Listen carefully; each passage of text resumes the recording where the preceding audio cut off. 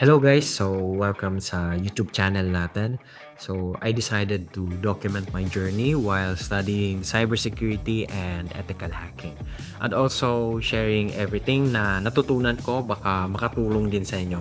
Especially if pareho tayo ng path. I am a college dropout and currently working as a chef and delivery rider. Pero gusto kong baguhin yung buhay ko. Gusto ko ng something different, something na challenging.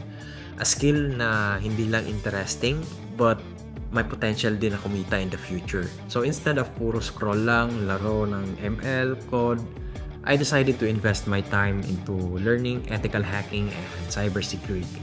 Right now, my focus is bug bounty hunting. Sa next video, i-explain ko kung ano yon at bakit dito ako nagsimula.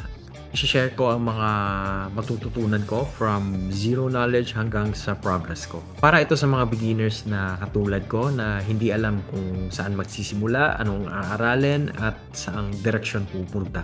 Diyan din ako nagsimula dati at nag-quit ako sa ethical hacking few years ago. Na-depress ako after ko mag-drop out sa college. Feeling ko wala na akong direksyon sa buhay. Puro inom, puro laro.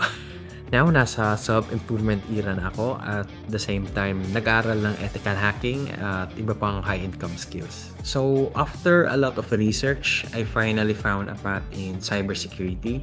Sobrang lawa kasi ng cybersecurity, guys. So, kailangan lang natin mamili. At ang napili kong path sa ngayon is bug bounty hunting. So, if interested ka sa mga ganitong topic, subscribe ka lang at sabay tayo matuto. See you on my next video.